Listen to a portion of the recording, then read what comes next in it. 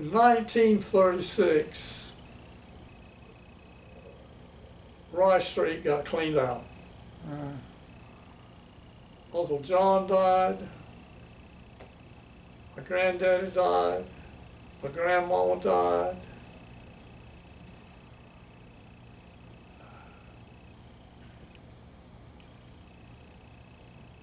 Uncle Alton didn't die. He died in 45. But some other people, there were more houses on Rice Street back then. I know where your house was, and then I know where on our house, on our side of the street. Yeah. Where the woods are now, that was my house, and then Tracy's house. Yeah. And then Aunt Polly's house, Right. Ralph's house. Right. And then there was a big, you remember that big tin barn? Yeah, I remember the warehouse, yeah. And there was a field, and at the very end, this was a ditch Yeah. that ran through, the drain Latta, Yeah. went through back through there. Yeah. And there was a little white house. Yeah. And Pete Rafer's family lived there for a while. Right. The Zimmermans lived there for a while. Another man that worked for the agriculture department, you remember him? No, I really don't, but I think Marsden Cox finally bought that house, didn't he? And Marsden Cox bought that house, Yeah. and later they tore it down. That's where little Marsden's house is now. Yeah. Yeah. And it was a dead end. Yeah. It wasn't really a dead end. There was a little cut through that went over to Bamberg Street. Yeah. And the only reason it existed was so the garbage truck could come through there. It wouldn't have to go back on 301. But I could ride my bike, and it grew up around the hedges. But I could ride my bicycle through there, and every now and then I'd go down in clippers and cut it back. But I was the only one that used it. Because I prowled all around that area when I was young. And Miss Henrys lived across the street then? Or did the Henrys live across the street? Did the Henrys live across the street by then from Leslie's mama, she was Miss Floyd Henry. Yeah, Miss Floyd Henry, she lived across the street. She was a widow lady, and the patriarch of that family was Tracy for Henry. Right. And he lived in a big brown house where the pool is at the hotel. Yeah. There was a big brown residence there. And it was Mr. Pat Henry's house. Right. Pat Sr. Yeah. I did not know him. Right. I just heard of him. Right. And little Pat lived there. Well, what you gotta say, little Pat, young Pat. Yeah. When before they paved Rice Street, do you remember when it was dirt? I remember when they paved Rice Street. Pat Henry had a big quarter horse. And it was shoed, you know, it had horseshoes. But Rice Street was the only place that he could ride it, because all the other streets had been paved. Bamberg had been paved, and Zell Street had been paved, but old Rice Street was still dirt. And he'd get on that horse and he'd ride up and down. Remember he'd ride the little boys? He'd set me up on his lap, and I'd grab hold of that saddle horn, and he would take me down Rice Street and back. And then some of the other little kids, did you ever ride on it? Did you ever ride on this horse? No, I think Bevel Jenks did. The Bevel Jenks probably did. I was probably too little, I don't remember. Belva Jenks would do anything I would do. She was a real tomboy. She I wanted later to ask became a you- lady. I want to ask you a question. Andy Britt, you know, he's the fire chief. What? Andy Britt, our fire chief now, he says where the fire department is now, they were digging down there and found some horseshoes and that kind of stuff, and they thought that a blacksmith shop might have been there years ago. Do you remember a blacksmith? Yeah. That was Mr. There's a picture of it on the wall in there. Go get that picture, Debbie. Oh, it's upstairs. That was it Mr. Hyatt? Mr. Walter Hyatt had it. I remember that. I remember that And blacksmith. his house was where Academy crosses there at the school. Yeah. There's the house on the corner there. Uh-huh. Is there a house there now? It's gone, isn't it? It's still a house there, I think. I James don't, Wood. I don't think it was the house they lived in. Yeah. All the old houses have been replaced on Rice Street, Right. Main and Richardson. Yeah. Richardson. I appreciate you looking after this. I'll give it back to you. I want you to have it. Okay. I gotta clean it up a little bit.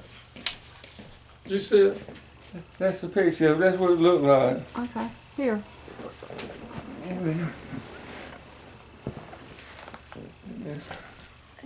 Okay. All right, that's good. It was just a little. I hadn't seen. I had never seen that Well, before. let's You see see that. that Oh. old brick building? The big Yeah. brick buildings? Yeah. Let's see that there. Oh, yeah. That's the, and now that building had railroad timbers propped up on this back side to keep it from falling over. There was about 4 railroad timbers. See how it's leaning?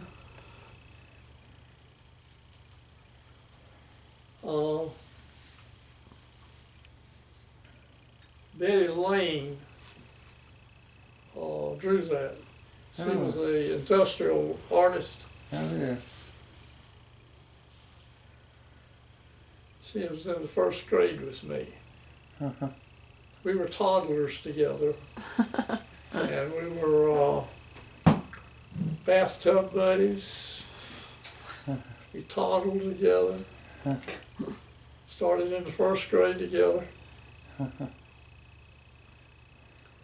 Went all through school together.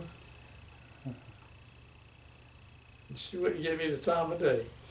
I mean, no, she would. I mean, she wanted to be my buddy. She told me, "You and I are friends. We are buddies. We are not. I don't want to be associated as being a sweetheart of yours. Don't you dare tell anybody you're my sweetheart." What kind of tractors did your daddy sell? I knew he had a tractor dealership. What's that? Your daddy had a tractor dealership. What kind of Case. tractor? Case. Yeah, he had Case tractors. I remember he used to He park parked the them tractors there over where there. the post office. That used to be a field. Yeah, the post office wasn't there, and there was tractors parked out there. And that area between the barber shop and the Corn Blues office, that area in there supported the annual fair, Yeah, I remember. agricultural fair. They had a They fair could, there. they put a Ferris wheel in there. Oh gosh. And one of those things that went around like that, you could get in one of the seats, and it would come about that close to that little white building. And going round and round, and you should see that building. And the Ferris wheel, you get on the Ferris wheel, and it would stop to take passengers Mhm. and let passengers off. And so if you happen, and there were like about 6 chairs, and they were swivel like that, you know. And so if you when they were putting on the bottom chair, you would be up in the sky just sitting there, you know, without it turning. And you could look all over Latta.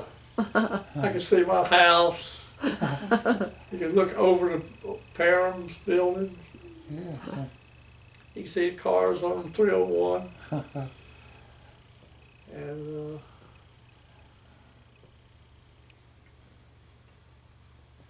but the fair was a big thing.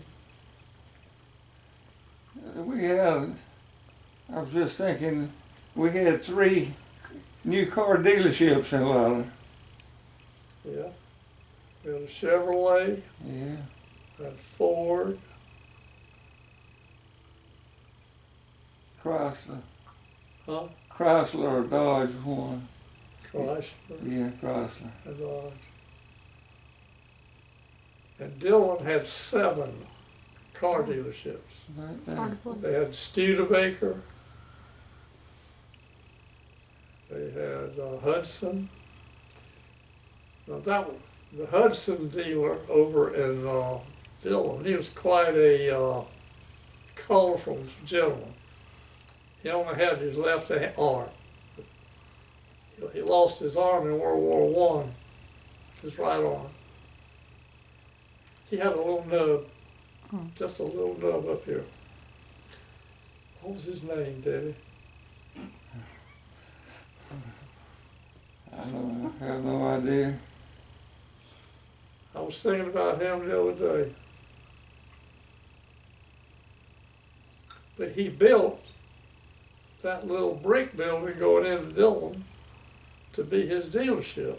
And he only was there a year, and Studebaker and Hudson Mm-hmm. got bought out by somebody else, and he didn't have a dealership. And it never was anything said. 100 things it's been used for, but Do you remember? Or can you remember when it was a hotel on Main Street in Latta? I've seen pictures of a wooden building that was on Main Street. It was a hotel. But the hotel was over that building on the corner at the railroad track. It used to have a 5 and dime under there. yeah, Jones is. That used to be That's where the hotel was. the hotel was upstairs. Yeah. Now the depot, did people get in and off at the depot? Was it like where passengers were, or was it just like a pass through? What's that? The depot, the train depot. Passenger train, would it stop in Latta and let people on and off? It did at one time, years ago. Yeah. Uh, I told Betsy that I remember me and my mama getting on the train in Latta and going to King Street several times. That's where she lived. And we get on the train in Latta. yeah. I hardly ever rode it. Latta used to have what they call a Latta branch that went to Clio. Yeah. And it went from Duncan Dew's office, and it went right through my property line, right down. The remains of it are along that road, coming up here. And then you lose it. There's nothing there's people's yards and everything. But it was called the Latta Branch. And it was to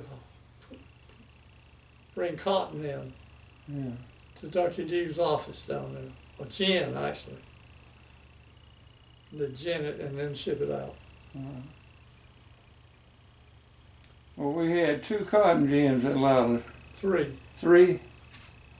And Man and Shine, Uh-huh. D and Dew, Mars and Cotton. Pam Cox. Yeah. Pam Cox. DMD. And Bill. Bill Sumlin, I Bill remember him. Sumlin. He bought cotton, didn't he? He was Yeah. a cotton buyer. Yeah, he. And I don't think he. Well, what other teachers do you remember? You said you had Miss Lemon for Latin. What other teachers did you have?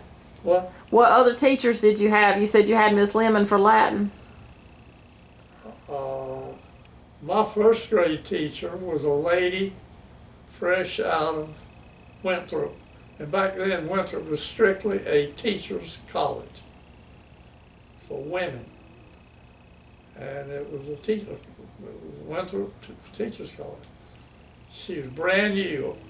My class was her first class. She had 7 students. There were no buses, so all the other schools had, they were like Dalco, Temperance Hill, Floydale, they all had schools. Latta just had, and there were 7 of us in my first grade. And me, Frank Ellerby, Mickey Dew,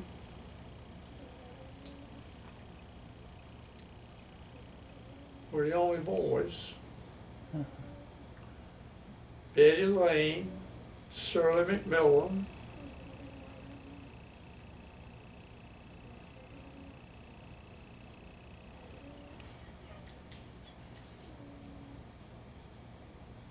surely there were some more girls. But my kindergarten teacher was Margie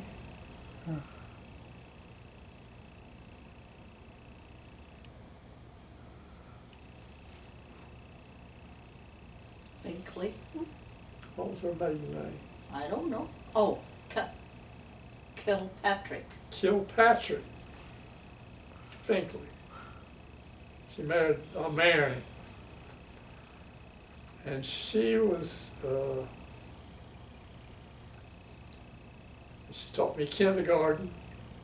She didn't teach me first grade. She just taught me. She just taught me kindergarten. And my first grade teacher was Miss Nichols. She was right out of Winthrop. And she was the prettiest woman that ever walked. And me and Frank Ellerby argued about which one she liked the best. I said, she likes me better than she likes you, Frank. And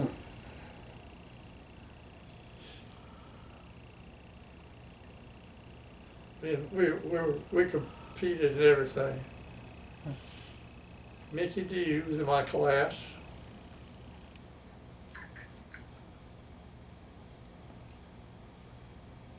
In the first grade. And then the Rogers ladies. Miss Dorothy Rogers and Miss Kate Rogers taught second grade. And Miss Dorothy Rogers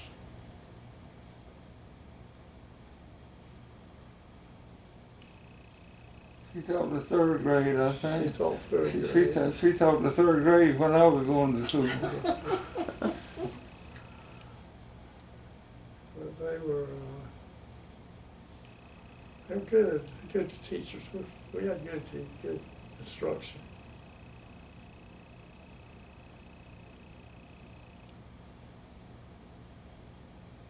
I don't remember. I remember when Hugh first went to school,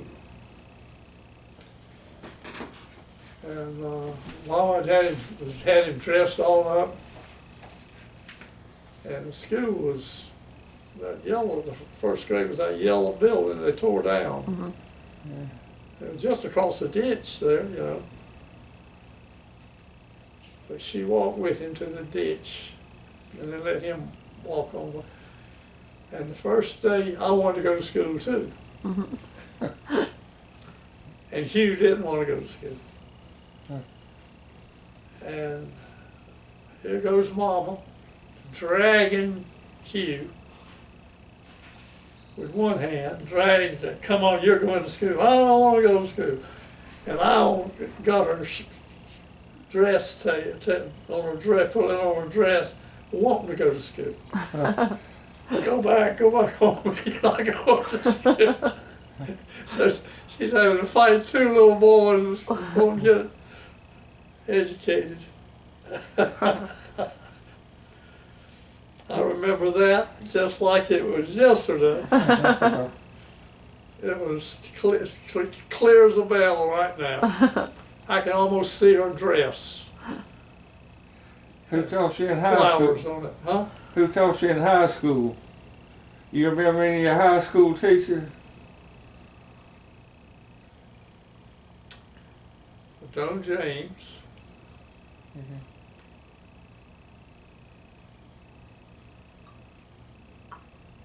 And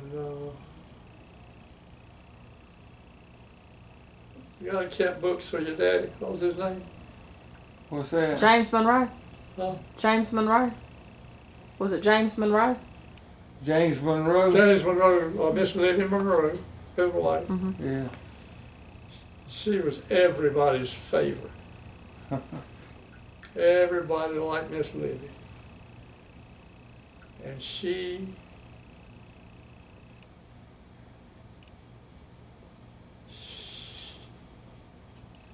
didn't have to raise her voice at the kids. They just kind of went all around her, and she had no problem getting kids to behave because they were just all over her.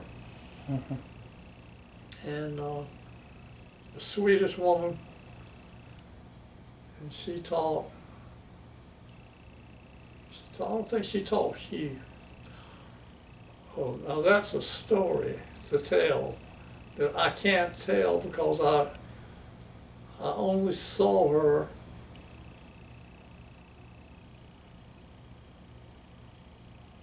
from a distance. But the big house that sits on the, going to Dillon, before you get to Buckswamp going out of town, everybody calls that the Epps house. That was actually the Monroe house, which was Epps's aunt. And Miss Betty Monroe taught 3 generations at Latta School. Wow. She taught my dad. I missed her by 1 year. She retired the year before I started. She taught Hugh, but she taught 3 generations of Latta people. Wow. Petite little woman, Betty Monroe. And she lived to be an old woman, but she retired I started in 1st grade in 1939, so, and I think she started teaching in the mid-20s. No, she taught my daddy, so for about the turn of the century, that's when she started.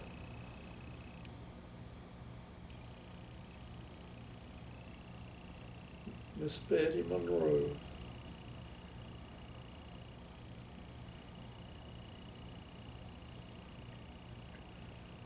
But my other teachers, I had Miss Lemon,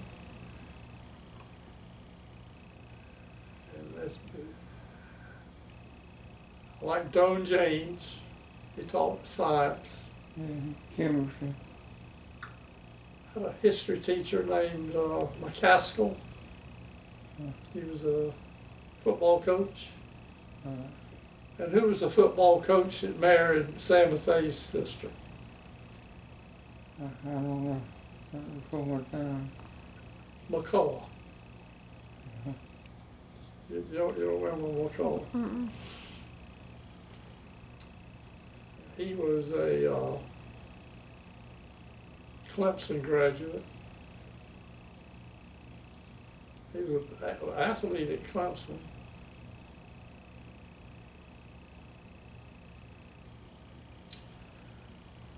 Do you remember when they built the library? Was the library built, or the library?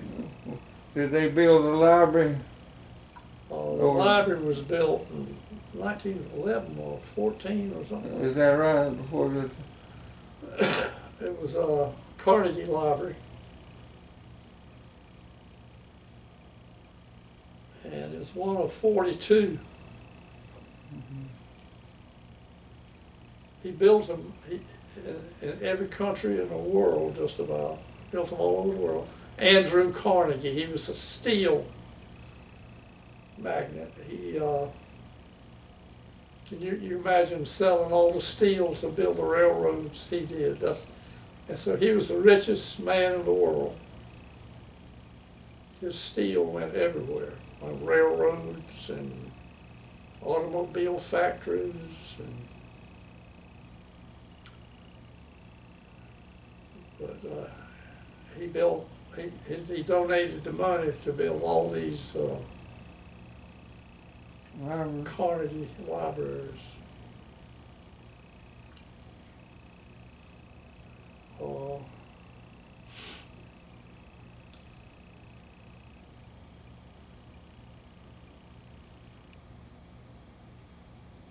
lot of smart people were educated in that library with the help of that library. Yeah. And I grew up with, of course, I guess everybody would say, anybody that went to school with, because Latta always had a good education system. But when Hugh left to go to Furman, all the boys in Latta said, we're going to Furman. The only boy that didn't go to Furman, that graduated, that went to college, was Jack Allen, and he went to Clemson because he's a farmer. But he wanted to go to Little Big Hugh. But his daddy said, no, you're going to farm. Agriculture is going to be your business. But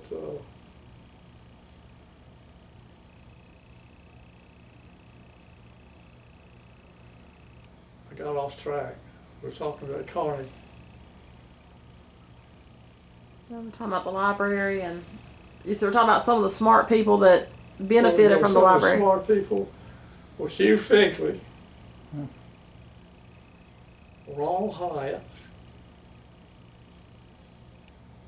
Jack Rowan,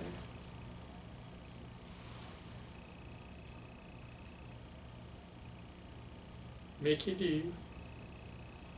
I'm not going to include myself with that bunch. I was one of them, but I didn't qualify as being smart. I got educated. I went to 3 colleges and never got a degree. I got a degree in ladies, the lady folks. Went to Coker. Well, went to Furman, but I got sick. I got stomach ulcers. I had to come home. So I kind of patched my gut up a little bit and I went to Coker. And that was a real joy of my life. I was the only male living on Marianne McKnight. She wasn't my roommate, she was my lab partner. And class, I took all the classes that she took. And her roommate was Miss South Carolina, Martha Dean Chestnut. Mm-hmm. Martha Dean didn't give me the time of day, but Marilyn,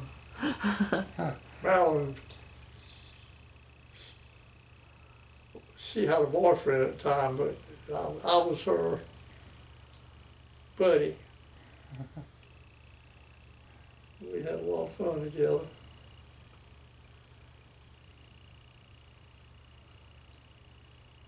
went to the movies together one day. And she said, meet me down at the admin building, where the switchboard operator is. And I meet me down there, and it was at the bottom. It was in the bottom of the dorm building.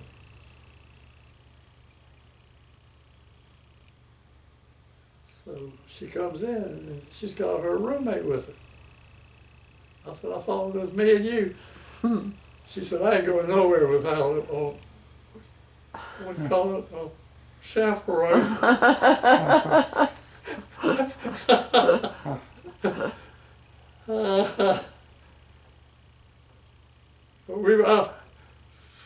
After we all left school, she was Miss America. And she was touring everywhere, all over the country. When the Mullins Tobacco Festival came along, that was on part of her tour.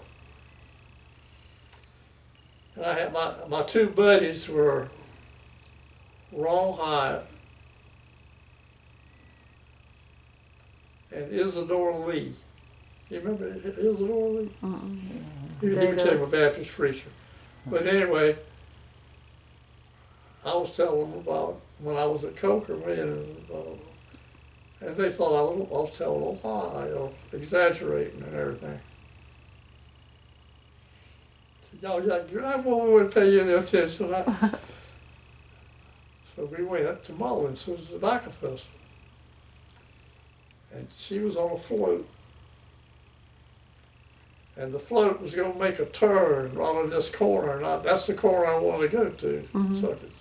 Because the float would be going slow when it went by. And the two boys went with me, my buddies, Charlie Long and Isadora Lee. And I got off the curb, just standing just off the curb.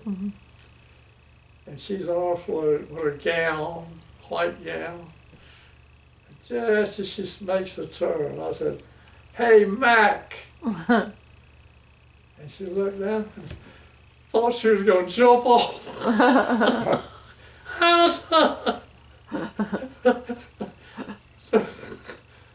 Man, that girl does know you. She gonna jump off that wagon.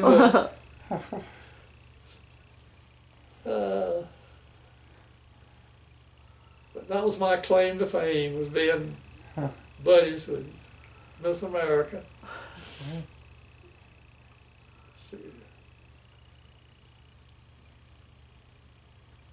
She married a movie star, and they lived in, I think she died. A few years back, I think she died. But I know he died. His name was Gary Conway. He was a movie star. But they had a winery, and it was called McKnight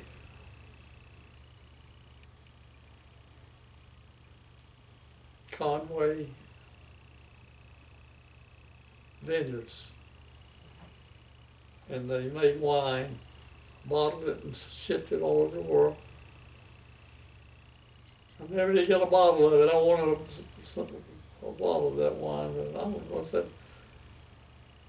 I think her kids continued to run that thing after she died.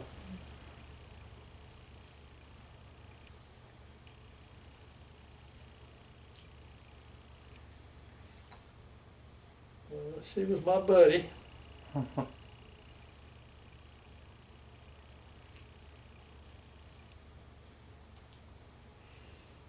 I was the only male living on the campus. I was living in the old president's home. Had it all to myself. Had French doors. I had a bedroom upstairs. I could look down on just across from the old Coker campus. Is all plowed up and gone now, but the music building was right across out of my window. I could look and see the girls going to the music room.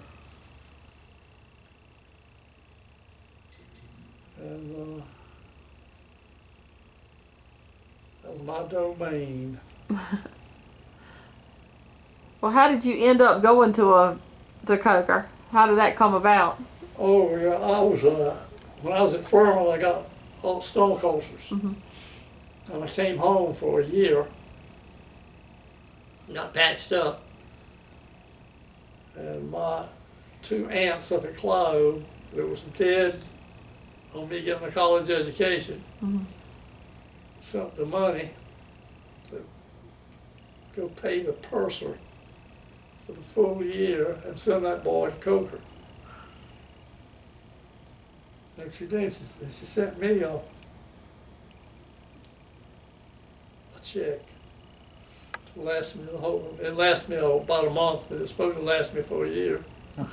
Pocket money. But anyway, I lived there right on the entrance to the campus. It's part of the campus. This is old, they had built a new president's home and left the old one there for part of my scholarship was to look after any male visitors that would come to visit the girls. I would see to it they had bedding. I didn't have to make the bed up or anything, but there was a janitor that did that. But made them welcome, and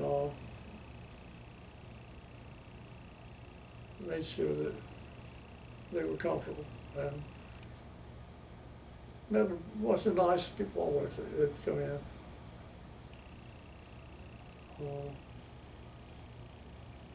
But that was my job. Do you remember we were talking about the big house around here that Jared Taylor stays in now? I know Sporty Bart Bear lives there. Who's that? Then after him, Bub McMillan. Who is this? Sporty Bart Bear, big house. Oh, the E.B. Berry house? Yeah. The E.B. Berry house, I did not know E.B. Berry. He was early. Yeah. He was early in the century. He was my granddaddy's contemporary, I think. But there was a little white house next to it that Miss McMillan had a flower shop. Yeah. What was her name? Miss Sarah McMillan. Huh? Miss Sarah McMillan. McMillan. That's where Sporty Bart Bear kept his bird dogs, and they converted it into a flower shop. Yeah. But she lives there. And I don't know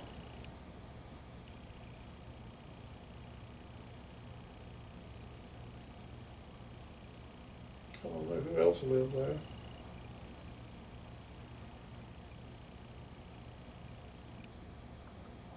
Trying to live on some of those houses on that. Let's see, Marion Street, Church Street went all the way down. Marion Street went to Reese Eden's house, right? Yeah.